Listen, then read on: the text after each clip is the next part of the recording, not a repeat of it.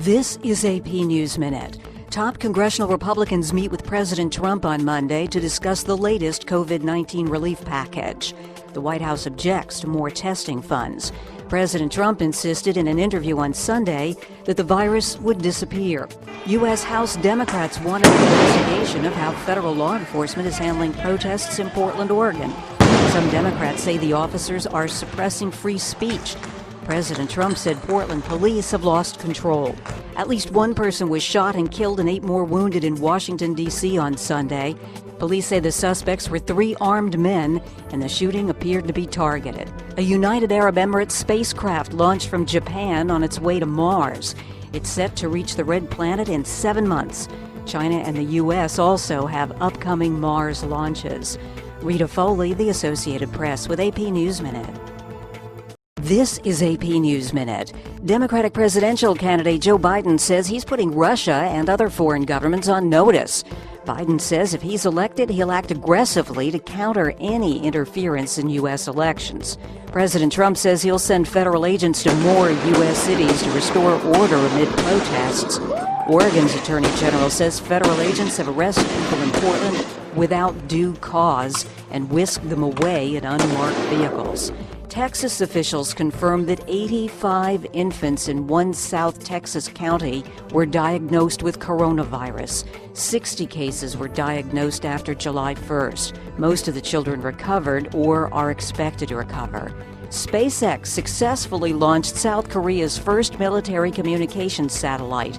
A Falcon 9 rocket carried it into space from Cape Canaveral, Florida on Monday. Rita Foley, The Associated Press, with AP News Minute.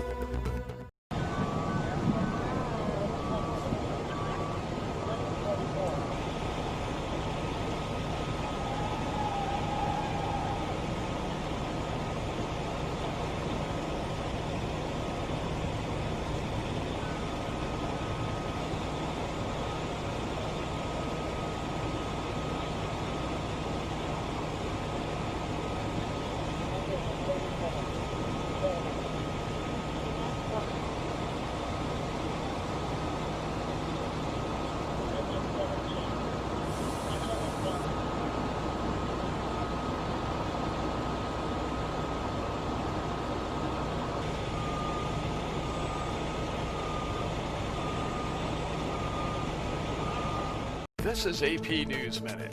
Portland, Oregon Mayor Ted Wheeler was tear-gassed during demonstrations outside Portland's federal courthouse.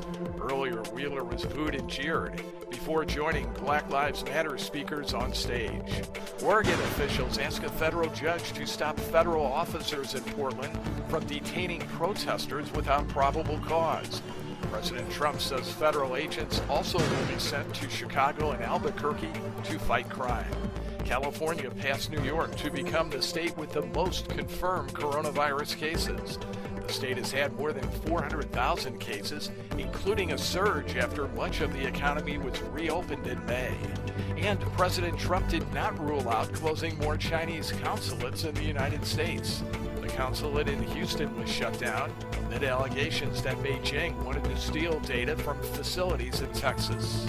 Mike Hempel, The Associated Press, with AP News Minute.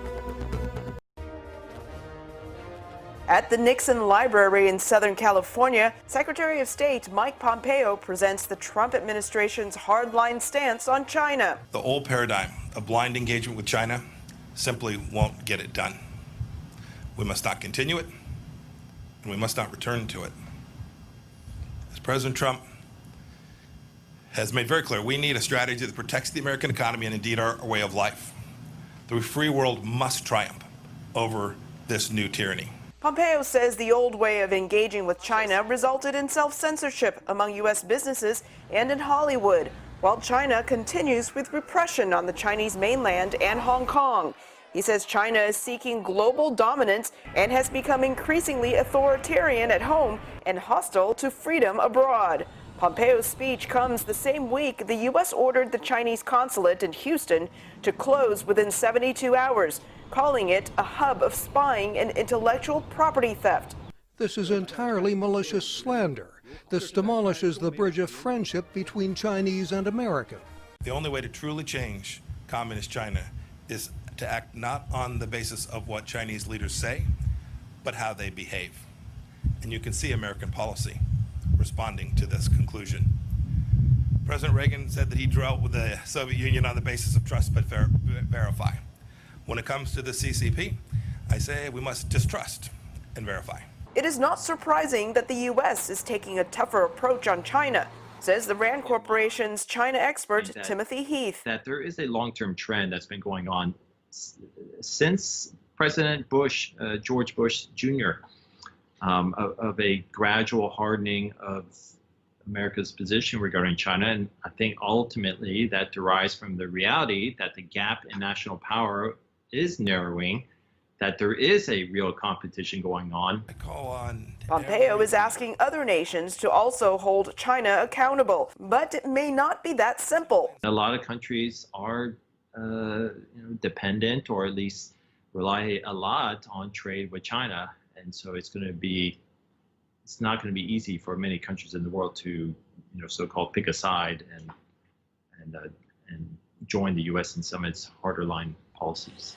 Heath says there is bipartisan support for a harder line on China, especially on specific issues such as intellectual property theft and China's approach to Hong Kong, which may be an indicator as to what will happen after the November presidential elections. President candidate Joe Biden has voiced a very tough line on China, echoing, again, quite a bit of bipartisan concern about China. So I anticipate, regardless of who wins the election, there will be a lot of what you see from the Trump administration will continue. The question remains to be seen whether this approach will be more successful than what was tried with other administrations. Elizabeth Lee, VOA News, Los Angeles.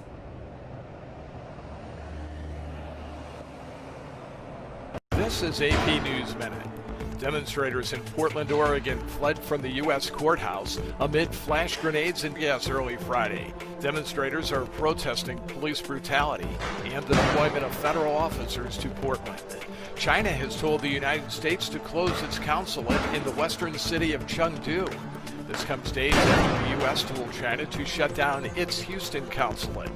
President Trump has dropped plans to have a Republican convention in Florida. He says that due to the coronavirus, it's not the right time to hold the event in Jacksonville. And Arizona's governor says the coronavirus may keep schools from opening at the same time. He says the state is developing guidelines to determine when schools should reopen. Mike Hempen, The Associated Press, with AP News Minute.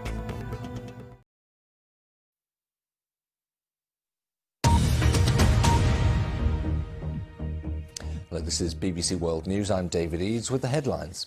Beijing has ordered the closure of the US consulate in the city of Chengdu just hours after the American Secretary of State said Washington was hardening its stance in its dealings with China.